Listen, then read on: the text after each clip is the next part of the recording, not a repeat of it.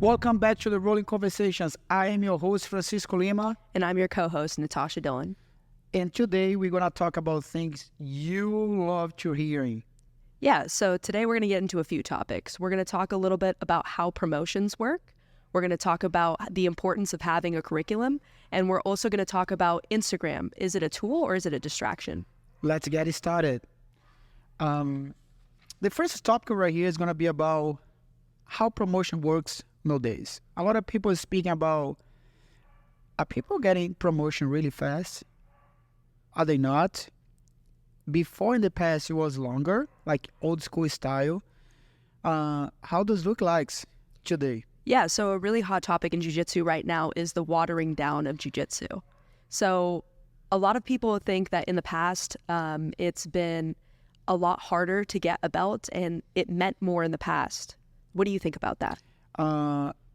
In reality, I've been training Jiu-Jitsu for 25 years, right? And I saw people talking about this every single time. And then a part of this is really true. Part of this is not.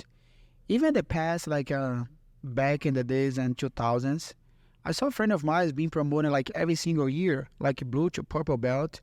Of course, as long as they are winning competition, they are preparing for. So all the people is taking longer, and then sometimes we have like a between, right? People is not competing, people is not training, and I don't think that's like that much change from the past, from the like old school style, but I do see sometimes like people getting promotion too fast. And then sometimes I do see promotions take that long. So this, it's like out of my control. So what do you think about getting too fast as a blue belt, right? And then what do you think about taking too long? What your experience for this point so far? Right. So obviously I have a very limited experience because I'm only a blue belt and I've only been training for 2 years. So I can't really speak beyond the other belts. But in my experience as a competitor, I think that it's important to keep a balance between getting promoted too quickly and taking too long at each belt. Because if you're getting promoted too quickly, you may feel like you're not ready for the belts. You may feel like you are not good enough as compared to your peers. But if it takes too long, people always call you out for sandbagging and they say, oh, you're stalling at this belt. And also it can be a very demotivating factor. 100%. So here's what I think about it.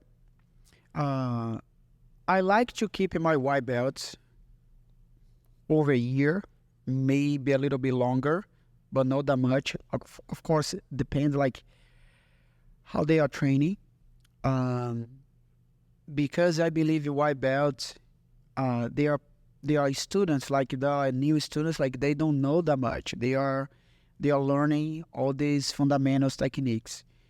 So with a year and a half, it's gonna be pretty much enough to move it then to the next belt, to the blue belt. I saw sometimes like the students like being worried about, oh, I'm being promoted like really fast, or it's supposed to be like that. And then sometimes when they got blue belt, they think I'm not a blue belt. I'm supposed to be white belt still. So however, for me, white belts, like I say like raw, doesn't know anything. They are white belts. But once you start like training Jiu-Jitsu 6, 7, 8, 9, 10 months, 11 months, 12 months, you're being consistent, you had seen like a lot of techniques, like a huge amount of techniques. So you're no longer this guy from a year ago that you don't know anything. So for me, it doesn't make sense keep this guy longer if he's been training for between a year and a half. I'm talking about consistent. If you're not consistent, of course, it's going to take like 2, 3.5, 3 years. If you're consistent, like a year and a half is going to be like a really good amount of time to see a lot of techniques and then move you on to the next belt. However, you don't have to feel you are the best white belt at the school. You just need to see, you already know more that this guy just started today or 2 months ago or 3 months ago and they doesn't know anything. Because sometimes like people think, Professor, how much do I know? And then you just know how much do I know when you start to teach somebody else doesn't know anything. Right. I totally agree with that sentiment. So do you have a like particular like to you are there what's the criteria for a white belt transitioning into blue belt? So the criteria for me to promoting one to another is how much you know, how much you've been attending, how much you training, what's your commit with the school, what's your commit with yourself, what you commit to learn. So if I saw my students is training like between 2 and 3 times a week, they are attending like more, they like it's supposed to be. They are learning, they are improving, they are understanding jiu-jitsu. That's what I need to see the most. On top of that, I don't measure this guy with the other student. To promoting him, I'm measuring him with himself. So like, hey, you doing this right now. You moving like that. You think that way. You did this. You didn't. So that's the way I started like seeing how far he didn't go, and then how I'm like I wanna be able to promoting him or not. One thing we need to understand about promotion for one belt to another, and I think each professor should have like a conversation with the students, it's what's your career?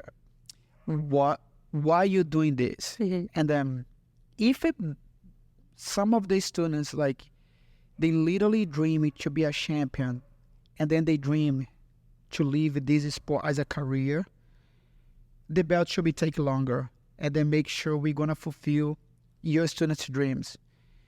And then on top of that, of course, talking, say like, look, we didn't have accomplished this medal for this belt. Maybe you should like move to the next one, or let's go keep you for more 6 or 7 months, or like maybe a year as a belt you already are. It's like I think beyond, on top, out of mat, we need to have a conversation with our students to understand what they wanna for their lives. And then, of course, as a professor, we want to try to support their dreams. Yeah, I think you brought up a lot of important points, mainly that you focus on the individual rather than comparing the individual to their peers. We spoke a lot about that last week, talking about, how white belts view themselves in comparison to their peers. I also think you made a very important point about how you keep a clear and open communication between your students and what their goals are and how that should reflect in their promotions. Exactly. So a quick example, right? Me and Natasha, we are having like a really successful year in a competition. She was white belt. And then it was pretty fun because I was thinking about promoting her to blue belt and maybe a month or two. She didn't have still make a year as a blue belt, as a white belt. And then like her last competition, she lost it, right? And then we got a little upset because you've been winning everything. But the last competition right here, that's like when they say the last, it was the last competition as a white belt. She lost. And then I took a decision, and then she followed me up. And then in the meantime, I asked her if it was the thing she want to be challenged about it. And then we talk like, hey, I think you have accomplished pretty much enough as a white belt. It doesn't have any other challenge for you right here. I know you just lost. I think it was a really silly loss, right? If I want to put like that.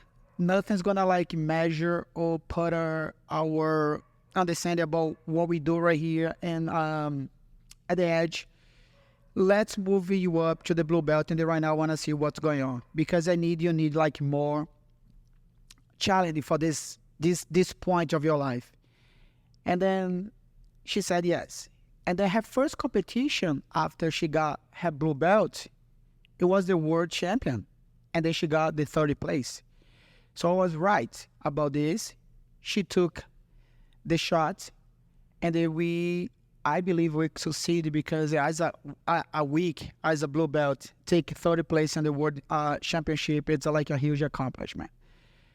But as a professor, I understood what she needs.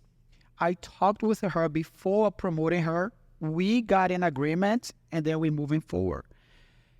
This mindset has to be in a different way for each student. We can't only just like throw belts because they think they are good to go, or you can just retain them because you think they are not good.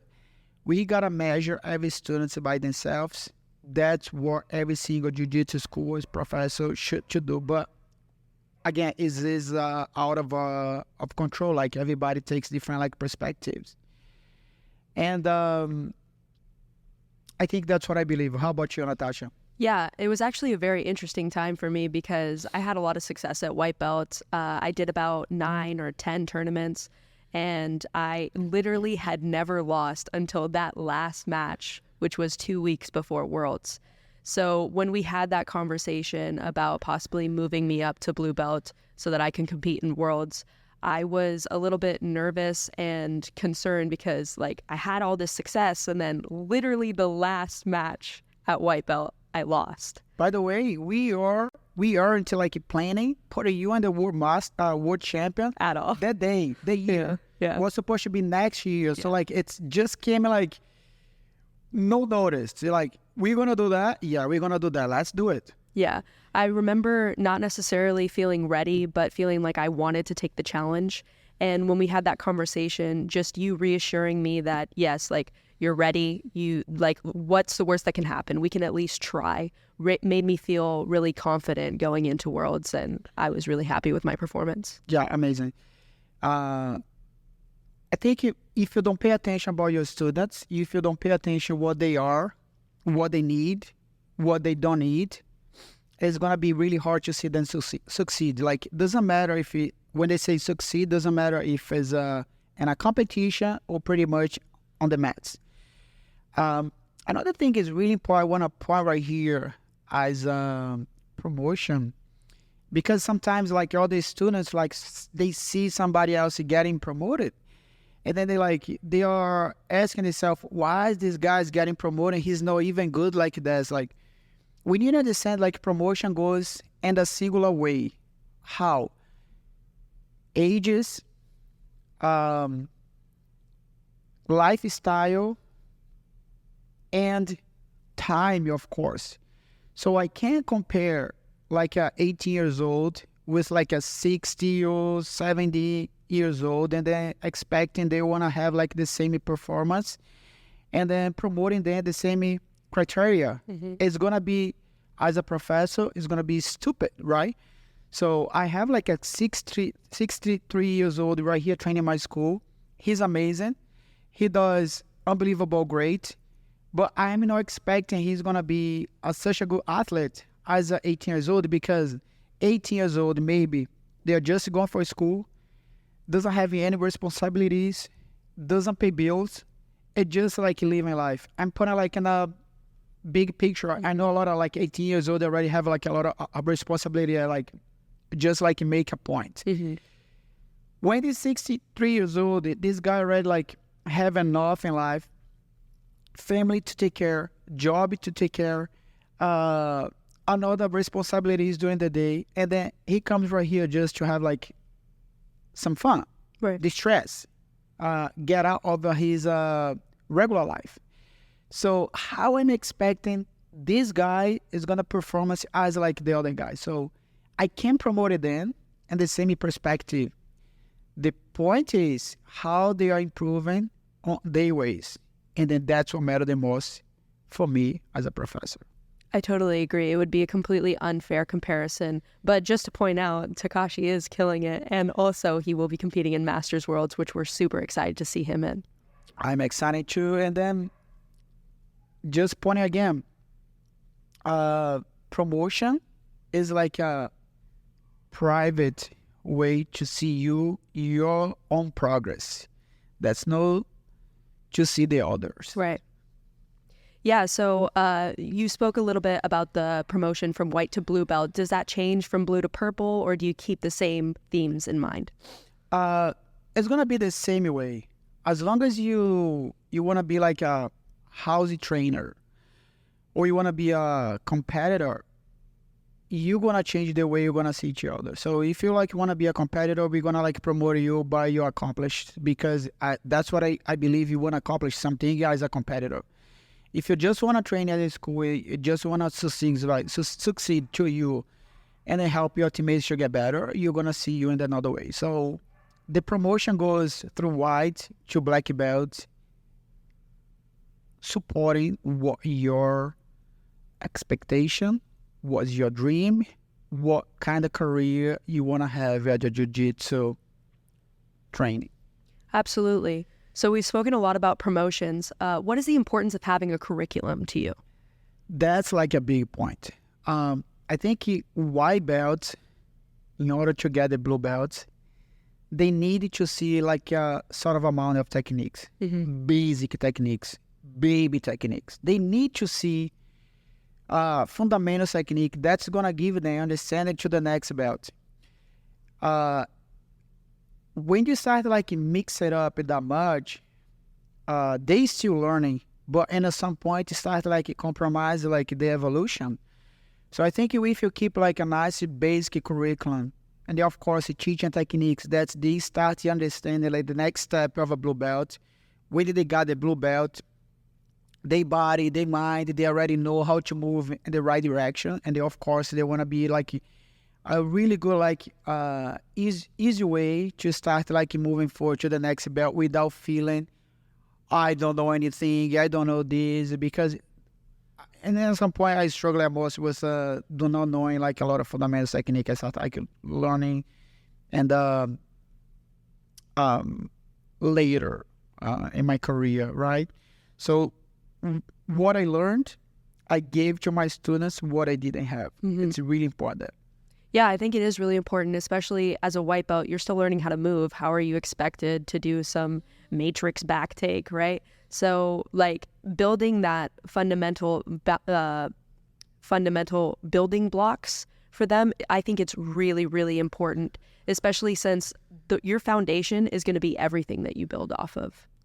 100%. And then as a belt promotion, I believe each belt, they have like a different level of progress, right? So white belt is going to work the fundamentals.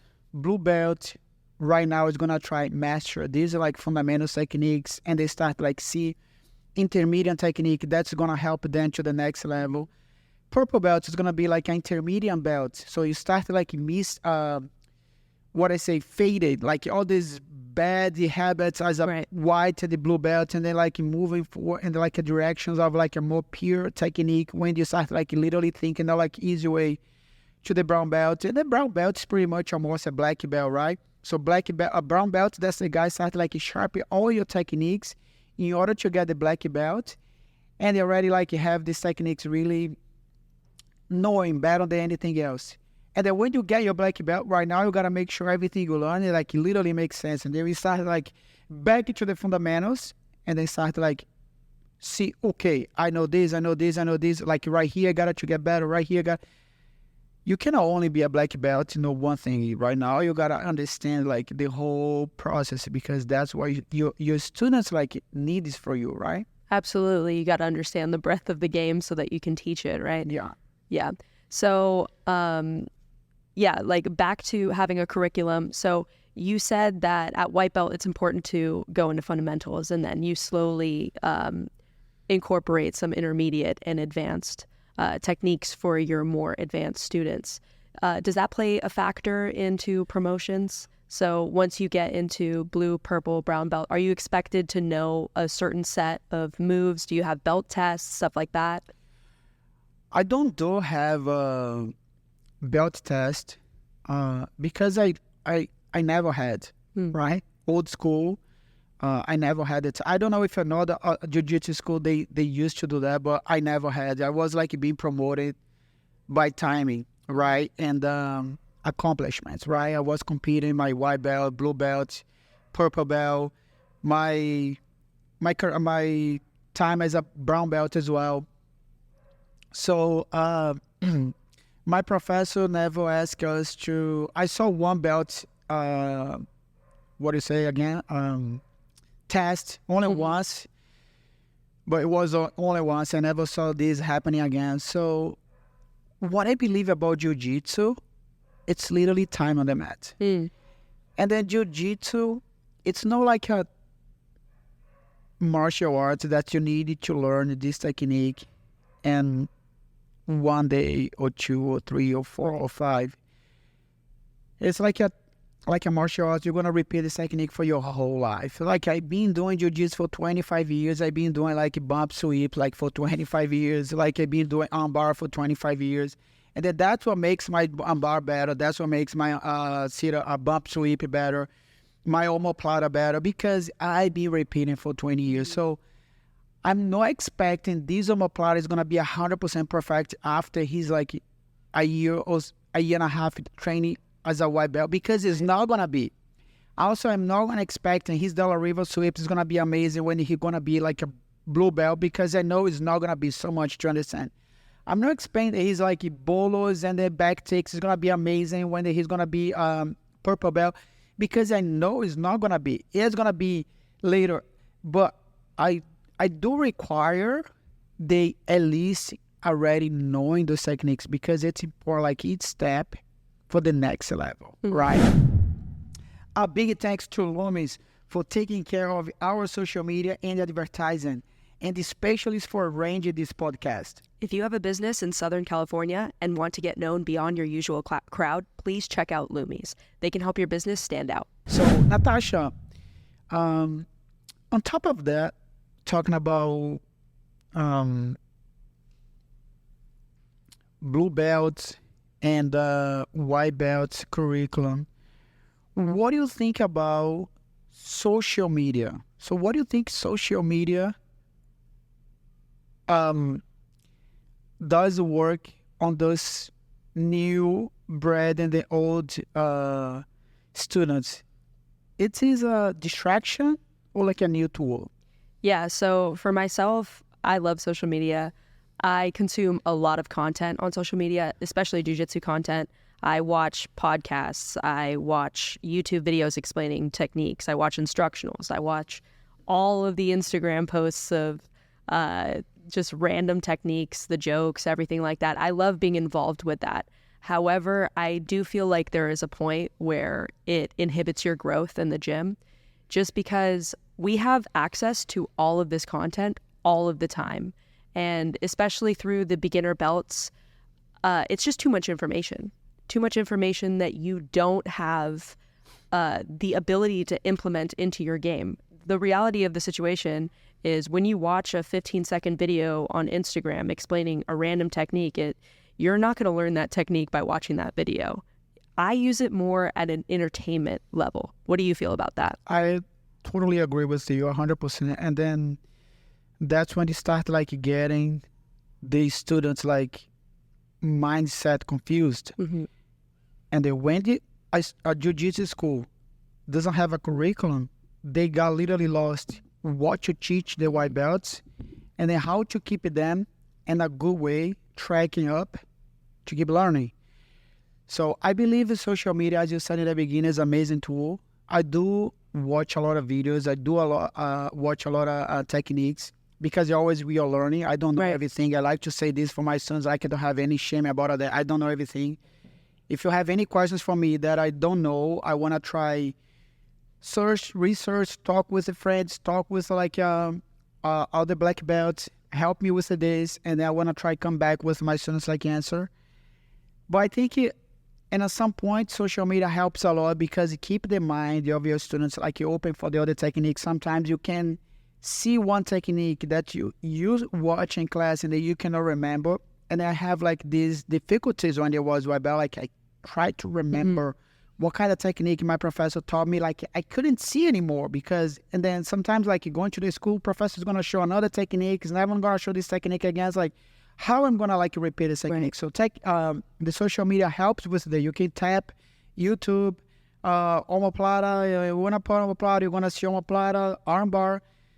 And the main point, you're going to understand what you need, right? That's exactly what you say. If you want to see like a video with a 15 seconds that explain like a random technique that you don't know what comes behind it, and then you try to do this in the school, you're not going to succeed. And that's when you start like getting frustrated. Like, first of all, if your professor is teaching you like a really solid and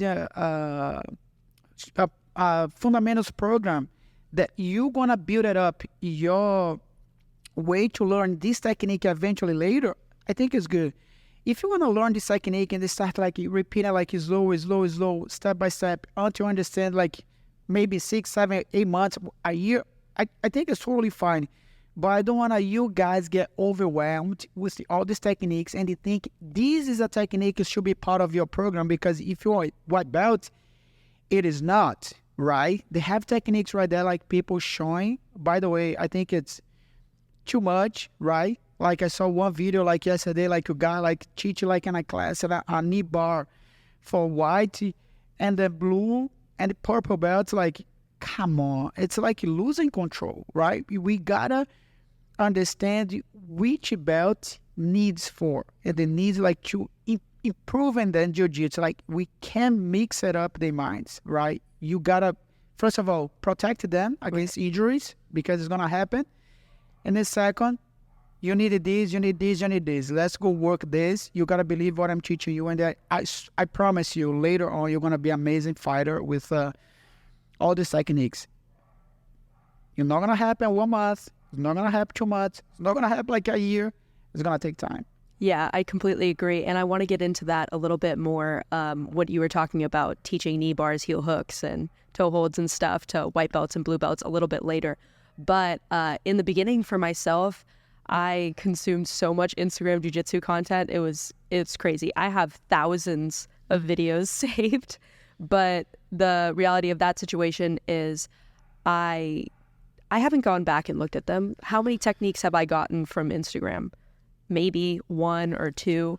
And how did I get those? I brought the videos to you. I asked you to break down the technique for me, and we figured out how to implement that into my game. So I feel like, especially for these short form contents, they can be good as inspiration, they can be good as entertainment, but they should not be your primary modality of learning. 100%. My advice about that, if you saw a technique and then you want to learn, ask your professor. Second, I think you should like consume content that's going to help your game. So if you like bottom guard, start consuming more bottom guard sweeps or submissions. That's going to help you to implement your game in some position that you already like to do. You got to grow yourself up in the directions, the things you like and you feel comfortable. If you don't like it, back take, why you are consuming so much back take if you don't like that? So you're going to see this later, but try get better in the things you like, and then later on you start like getting better in things you don't like or you don't know. So try consume like content, information that's gonna help you to grow in a social direction. Don't overwhelmed with like all the videos and all these things like they are showing that, because what I believe 70% of them, it's just like entertainment. Yeah. Absolutely. I believe having a focus is really important if you want to use them as tools. And we've spoken a little bit about short form content. How do you feel about the more long form content, such as YouTube videos and instructionals? I do actually, I do a lot of content in the YouTube. If you guys want to follow our page, like Francisco Like and Lima. subscribe. Yep. Francisco Lima, BJJJ, like, subscribe. I like breaking down this technique. I know people, they don't like to watch a lot of long videos, so I try making like short videos. But I try to make videos with the techniques that I love to teach in classes. I truly believe that techniques, if you want to be in class, you're going to be in competition, it's going to work 100%. So I'm like really direct. I don't teach technique that's like fancy or just what we say like entertainment, because people like to see fancy movies. That's not my style. And I like that. If you want to go to YouTube, like put like such a technique, see, of course, a nice professor, nice technique that's going to help to build your game, go ahead, consume it, because helps. Absolutely. And I also think it's important to bring up with instructionals, you guys should really try and find an instructional where the professor who's teaching teaches in the style that you like to learn. Because I have a lot of instructionals that I am completely unable to use. Like, one of them I just have to bring up is Mikey Musumeci. Love him as a competitor. The way that he breaks down the techniques is too advanced for me. I have like 4 or 5 of his instructionals, and I can't focus on it. Maybe it's my attention span, but I feel like my learning style doesn't really mesh with him. However, I also have a couple of Bernardo Faria half guard instructionals, and I find his learning style more accessible to me. So I think that's one factor that you guys should incorporate when you're trying to figure out what instructional you want to use. 100%. I love the conversation. It was amazing. Well, I hope you guys enjoy. We have so much fun talking about this topic, is about promotion, curriculum, and also social media. Do you want to point something else before you wrap up? I just wanted to say thank you guys so much for listening. You guys have been amazing, and I can't wait to see this podcast grow. Me too, guys. Thank you so much.